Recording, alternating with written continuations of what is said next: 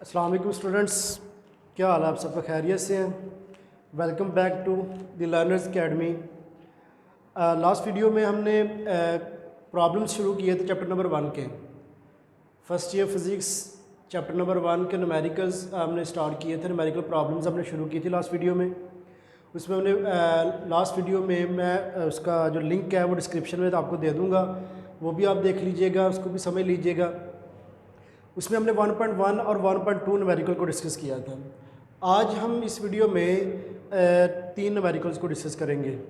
इसमें हम 1.3, 1.4 और 1.6 प्रॉब्लम को डिस्कस करेंगे। 1.5 थोड़ा लेंथी है और उसके लिए एक अलग से वीडियो बनाएंगे और उसमें जो है ना उसको अलग से डिस्कस करेंगे एक अलग वीडियो में, छोटी सी वीडियो में।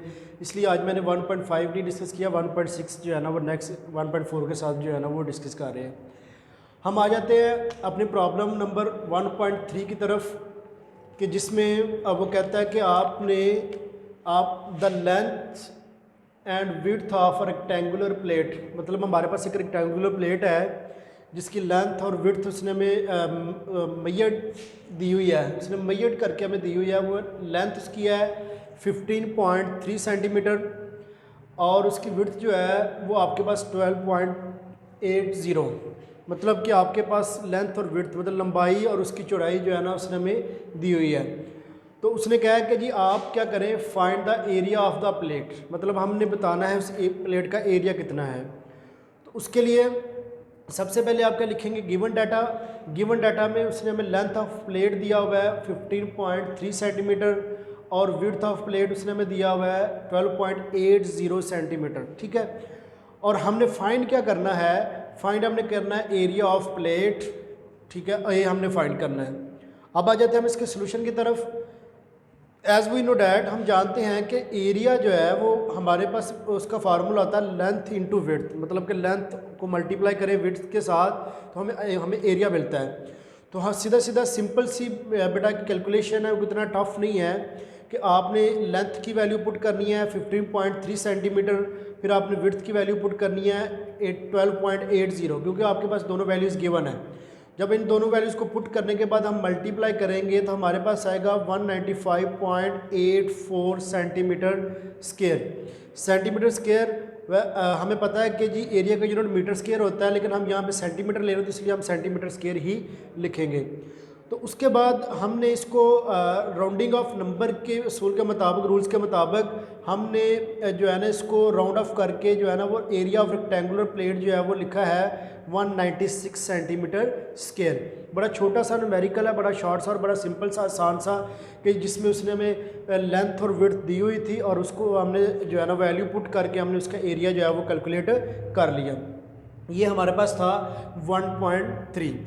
हम आ जाते हैं अपने प्रॉब्लम नंबर, नेक्स्ट हमारे पास है प्रॉब्लम नंबर 1.4। ये भी बड़ा शॉर्ट सा और सिंपल सा आसान सा न्यूमेरिकल है, कि जिसमें वो कहता है कि add the following message given in kilogram, मतलब कि आपको मैसेज दिए हुए हैं और उनको आपने ऐड करना है किलोग्राम में, और अप टू अप्रोप्शिएट प्रिसीजन, मतलब कि हमने इसको अप टू अप्रोप्शिएट प्रिसीजन, मतलब कि याद करें कि जब हमने टॉपिक पढ़ा था इसी चैप्टर के अंदर फाइनल रिजल्ट में असेसमेंट का जो टॉपिक था, उसमें हमने लास्ट जो पार्ट था कि हमने अगर हमारे पास बहुत सारे मैसेज दिए हों या बहुत सारे रिजल्ट वैल्यूज़ दिए हों और उनको हमने ऐड करना हो, तो जब हम उसका फाइनल रिजल्ट लिखेंगे और वो फाइनल रिजल्ट आपने किस तरह से लिखना है, आपने जो गिवन वैल्यूज़ हैं उनमें से आपने देखना जो लीस्ट डेसिमल वैल्यू होगी। लीस्ट डेसिमल से क्या मुराद है कि हमने देखना है कि उन तमाम वैल्यूज़ में जो जिसमें इशारे के बाद सबसे कम इनसे हों, मतलब कि यहाँ पे देखिए ये हमारे पास 2.189 है, ये 0.089 है और ये 11.8 है और ये 5.32, और इसमें जो लीस्ट डेसिमल वैल्यू है वो हमारे पास 11.8 है। तो इसी के हिसाब से हमने अपना जो है ना वो रिज़ल्ट लिखना, ये जो इसने यहाँ पे लिखा हुआ है ना, इसका मतलब ये है। अब आ जाते हैं हम अपनी कैलकुलेशन की तरफ। तो कैलकुलेशन में हमें जो गिवन है मैसेज दिए हुए हैं 2.189, हमारे पास एक मैच है, दूसरा मैच 0.089 और तीसरा हमारे पास 11.8 और लास्ट जो मैच हमारे पास है 5.32, और ऊपर उसने मेंशन किया हुआ है कि आपने इसको करना क्या है, ऐड। हमने सम करना है सारे मैसेज को। तो हम हमने फाइंड करना है sum of a message up to appropriate precision. तो हमने तमाम मैसेज को ऐड करना है। हम आ जाते हैं कि हमने इनको ऐड कैसे करना है। तो ऐडिंग के लिए आपने सॉल्यूशन में आपने कहना सम ऑफ मैसेज, हम तीन जो हमारे पास जितने भी 4 मैसेज हैं, इन चारों मैसेज को हम सम करेंगे। हम इनको सम किया, इनको ऐड किया, ऐड करने के बाद जो हमारे पास रिज़ल्ट आया वो आया 19.398, ठीक है, 19.398। अब मैंने बताया था स्टार्ट पे, अभी थोड़ी देर पहले मैंने बताया कि हमने जब अपना फाइनल रिज़ल्ट लिखना है, उसके फाइनल रिज़ल्ट में जो हमने असेसमेंट करनी है वो असेसमेंट इस लिहाज से करनी है कि हमने देखना है कि जो हमारे पास गिवन वैल्यूज़ हैं, जो गिवन मैसेज है, उनमें जो लीस्ट डेसिमल वैल्यू होगी उसके मुताबिक हमने अपना फाइनल रिज़ल्ट लिखना है। तो इसमें लीस्ट डेसिमल वैल्यू जो है वो हमारे पास 11.8 वाली है। हमने अपना आंसर वो ऐसा उसमें लिखना है कि जिसमें हमारे पास अशारिया में के बाद एक इंसा है, ठीक है, डॉट के बाद आपके पास एक इंसा हो। तो इसलिए हम इसको जब राउंड ऑफ करेंगे, राउंड ऑफ करने के बाद जो हमारे पास रिजल्ट आएगा वो आएगा 19.4 किलोग्राम। और देखेंगे हमने इसको यहाँ पे भी हमारे पास 11.8 अशारे के बाद एक इंसा था, और यहाँ पे भी फाइनल रिजल्ट में भी हमारे पास 19.4 किलोग्राम आ गया। तो इसलिए ये हमारे पास इसका जो रिज़ल्ट है वो रिज़ल्ट आ जाएगा बेटा हमारे पास 19.4 किलोग्राम। बड़ा शॉर्ट सा और सिंपल सा जो है ना वो हमारे पास सिर्फ न्यूमेरिकल है। अब इसके बाद हमारे पास बेटा हमारे पास आ जाता है प्रॉब्लम नंबर 1.6। अब प्रॉब्लम नंबर 1.6 जो है ना वो जिन बच्चों ने फर्स्ट वीडियो एग्जाम्पल नंबर 1.4, 1.5 और 1.6, अब हमने 1.6 जो एग्जाम्पल की थी वो सेम एज इट थी कि वहाँ पे हमें उसने कहा था कि जी आपने कोफिशिएंट ऑफ विस्कोसिटी की डिमेंशन फाइंड करनी है और उसका यूनिट भी फाइंड करना है।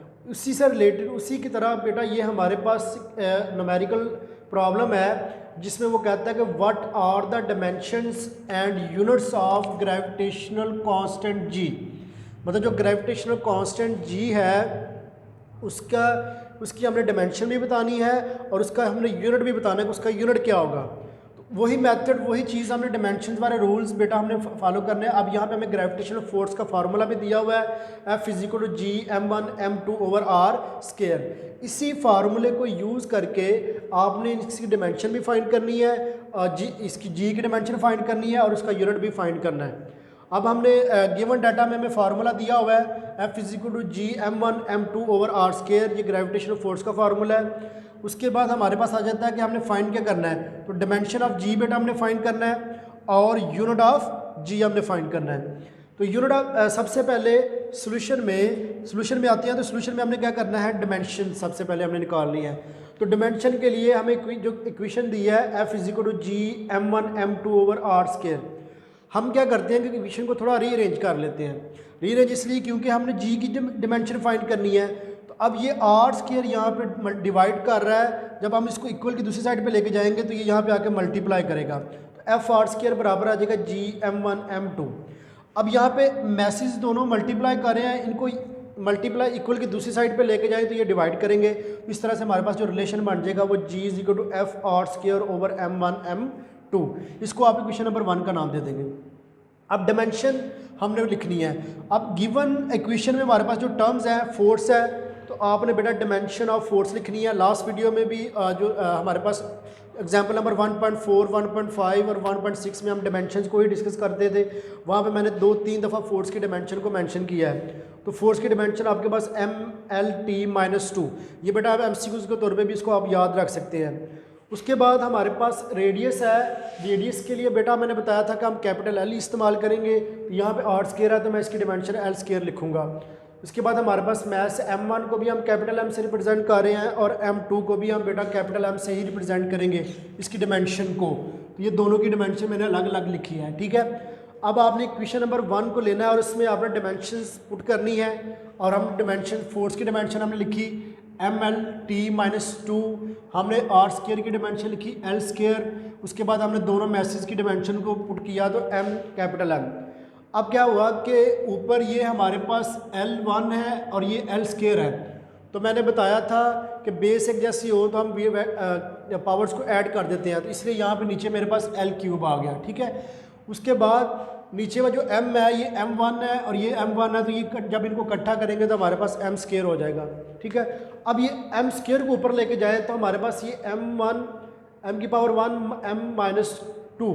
अब ये देखिए ये भी दोनों बेस एक जैसी हैं, तो हम इनको पावर्स को ऐड करेंगे तो 1 माइनस 2, तो 2 में से हम एक निकालें तो हमारे पास एक ही बचेगा, और लेकिन हमने जो साइन है वो बड़ी रकम का लगाना है, तो इसलिए हम यहाँ पे -1 लगा रहे हैं। इस तरह से बेटा हमारे पास जो डिमेंशन आ रही है जी की वो आ रही है m-1 L3t-2, उसकी पावर की बात कर रहा हूँ। तो ये बेटा हमारे पास डिमेंशन ऑफ जी आ गई। अब आ जाते हैं यूनिट ऑफ जी की तरफ। तो यूनिट ऑफ जी बेटा हमारे पास इस इक्वेशन को ही आपने यूज़ करना है, इक्वेशन नंबर 1 को। इसमें हमारे पास F(r²/m1 m2)। अब हम फोर्स की यूनिट क्या होता है, न्यूटन। रेडियस का यूनिट क्या होता है, मीटर, तो r² है तो हम मीटर स्क्वायर लिखेंगे। मैस का यूनिट क्या होता है, किलोग्राम। तो बेटा मैस का हम किलोग्राम, तो तीनों जो टर्म्स हैं उनका हम यूनिट पुट करेंगे। न्यूटन, फोर्स की जगह पे न्यूटन रख दिया, रेडियस की जगह मीटर स्क्वायर और मैस की जगह हमारे पास किलोग्राम स्क्वायर आ गया। अब ये किलोग्राम स्क्वायर जो है वो ऊपर चला जाएगा, तो ये हमारे पास न्यूटन मीटर स्क्वायर पर किलोग्राम स्क्वायर। मतलब आप इसको जब पढ़ेंगे तो क्या पढ़ेंगे, न्यूटन मीटर स्क्वायर पर किलोग्राम स्क्वायर। तो बेटा हमारे पास जो जी का यूनिट आ गया वो न्यूटन मीटर स्क्वायर पर किलोग्राम स्क्वायर। तो बेटा रिजल्ट में डिमेंशन ऑफ जी बेटा हमने निकाल लिया और यूनिट ऑफ जी बेटा हमने फाइंड कर लिया। ये एमसीक्यूज़ के तौर पे बेटा आप याद रख सकते हैं। एमसीक्यूज़ में भी बेटा ये आपसे डायरेक्टली पूछा जा सकता है कि जी ग्रेविटेशनल कांस्टेंट की डिमेंशन क्या आती है और ग्रेविटेशनल कांस्टेंट का यूनिट क्या आता है। तो बेटा ये हमारा आज का टॉपिक था, जो हमने आज 3 प्रॉब्लम्स को डिस्कस करना था वो हमने कर लिया। इसमें कोई भी आपको मसला, कोई भी इशू हो तो आप बेटा पूछ सकते हैं। तो उम्मीद है कि आपको अच्छे से समझ आई होगी, और याद रखेंगे बेटा इसको अच्छे तरीके से आप प्रैक्टिस करेंगे। प्रैक्टिस के बगैर बेटा ये आपको याद नहीं रहेंगे, ठीक है। तो इनको आपने अच्छे से प्रैक्टिस करनी है। और इसी के साथ बेटा अल्लाह हाफिज़।